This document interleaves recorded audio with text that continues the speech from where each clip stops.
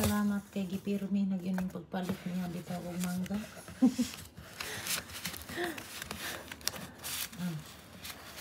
So, naanap ko yung mangga. Maunang mga unta ninyo mangga. Alam niyo ba, ang hirap magsimula mag-vlog no kung ano yung sasabihin natin. But anyway, mangga lang naman ito. Binilan na naman ako ng 2 kilo mangga. Ito lang ibang kakain ko di ako. So habang nanonood po ako ng video ng ilang oras, masakit ang mata. Habang ako'y magpapahinga, tumiritso na naman ako dito sa biranda. Ginawa ko ng studio. Dito lang ako gagawa ng video. Tapos yung mata ko kasi kailangan ng green. Nanood muna ako ng green. Sabi ko, mangga ko na lang titiigan. Green naman ito.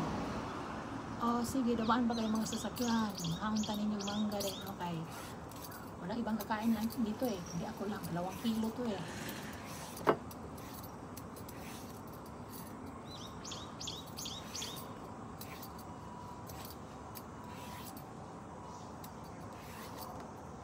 Napakaganda ng kanilang peeler. Buti pang peeler lang maganda. Crispy day, crispy.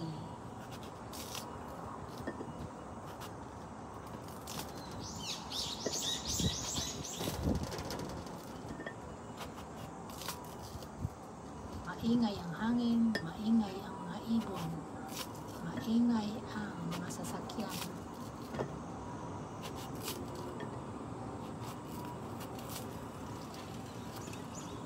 Okay. Let's eat mangoes. Ang ating pang thumbnail ay ganyan lang dayo. O diba? Ganun lang. So, nagluto pala ako ng bagoong, hindi naman ganun kasarap. Ang importante, may bagoong.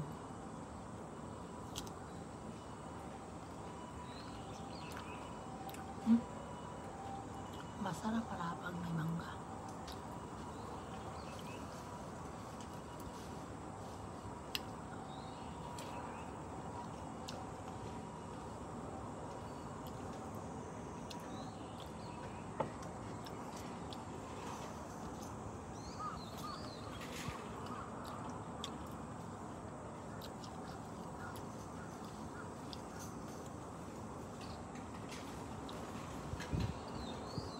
Parang sinisilip ako ni Lugula.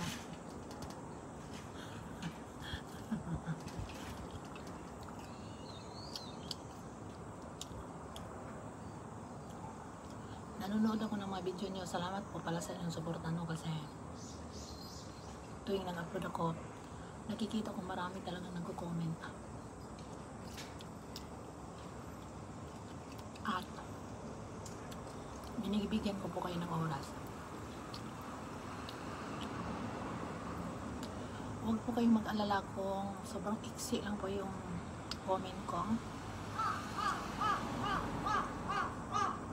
Oh, sige, lakasan mo, uwak.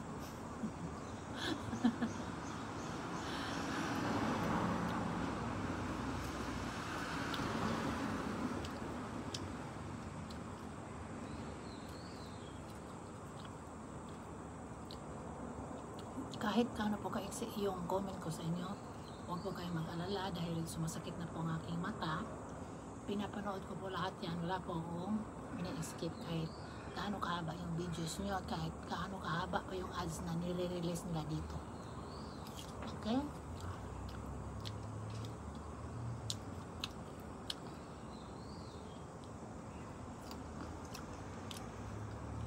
Yun nga lang, medyo mabagal gawa ng hindi po ako lagi nakatutok sa YouTube. Nakatutok po ako sa TV para matuto po ako mag-Nihongo.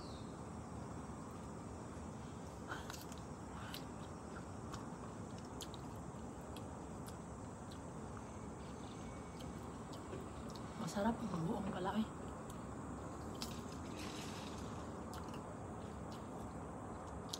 Sarap dahil pero medyo maasim din.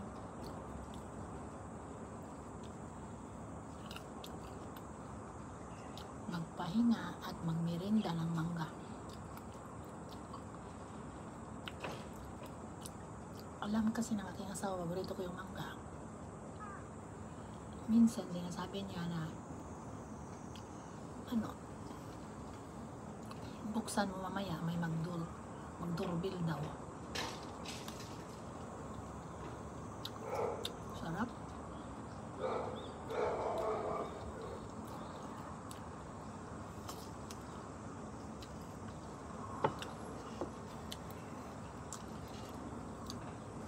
Bakit kaya pag bagoong, no? Ano ba ya to, no? Yung pinatungan ko, yung ano lang ba ng aircon? Ang dami ko exhaust, yung labasan ng ano ba? Singaw ng aircon, yung heater namin. Yung aircon nila dito, ano na, heater na siya, aircon na, dryer pa, tsaka yung may pang ano din, moist. Parang hilang kay dual. Ano bang tawag niyan? Apat eh. Wow.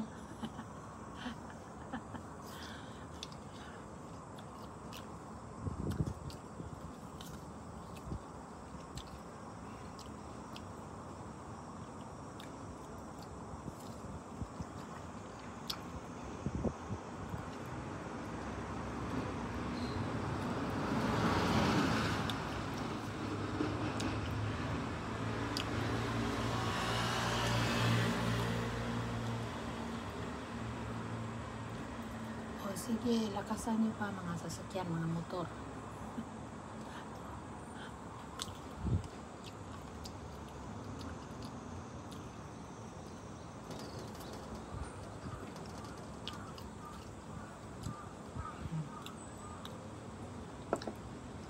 Yung iba,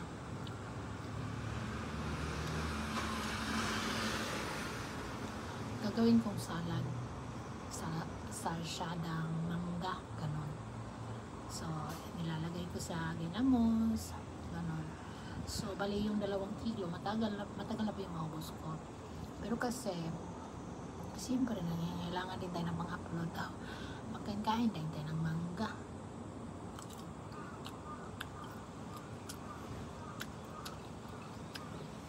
Diba? Sobrang mainit ang summer dito. Yung aircon namin dito ay 24 hours talagang non-stop yung pag-andar.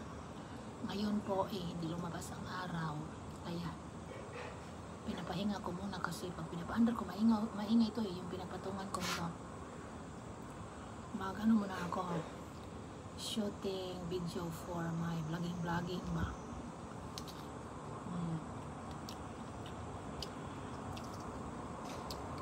Sarap.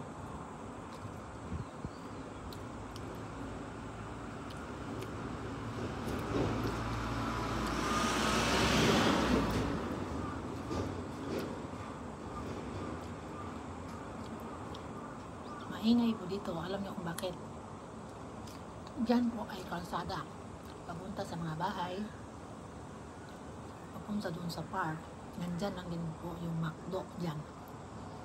Kaso hindi ko mabidyohan yung buong lugar ko kung saan ako nakatira kasi sobrang higpit ng privacy po ng mga Hapon. Yung asawa ko ayaw talaga niya. Nag-video ako from here down to McDo. Hindi niya pina-upload.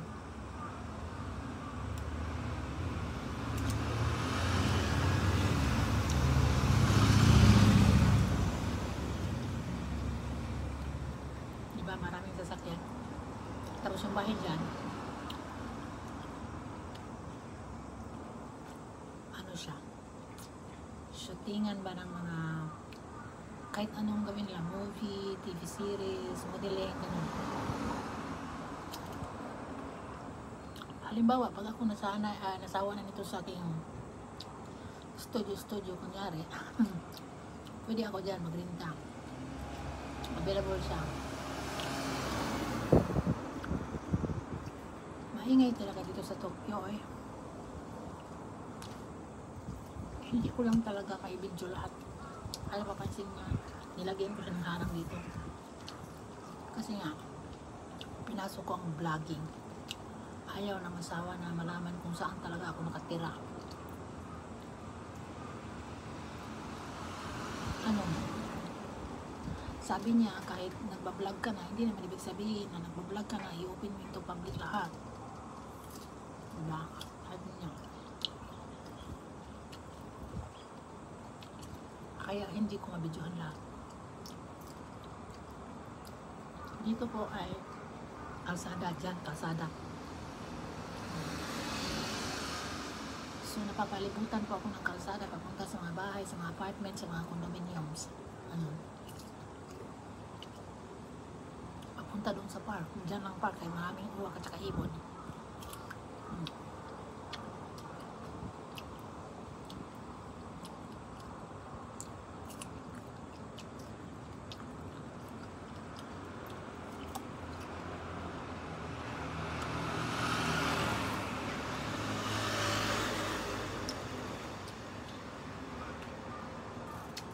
Nakakabusog.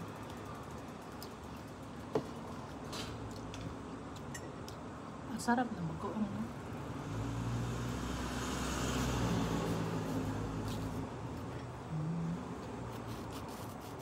Tapos natawa ako pag open sa ano kanina ba, yung karton. Akala ko 4 o 3 lang. Dami pala.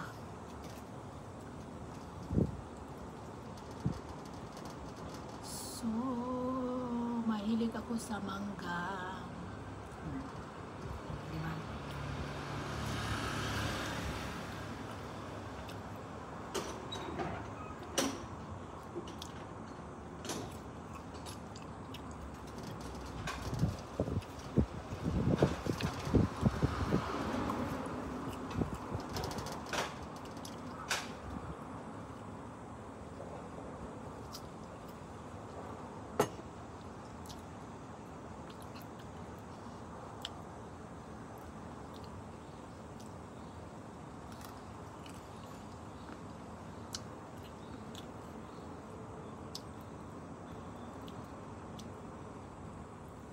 Sabi nila kumain daw ako ng mangga hanggat kaya pa ng aking mga ngipin kasi darating daw yung panahon, hindi na daw ako makakain ng mangga kasi ngingil.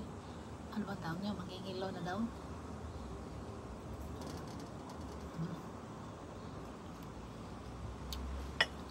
Hindi, kain tayo habang makakain pa. Wag din sobra. So ayun, may pang-upload na po ako, no? So maraming salamat po sa inyong pagsama sa aking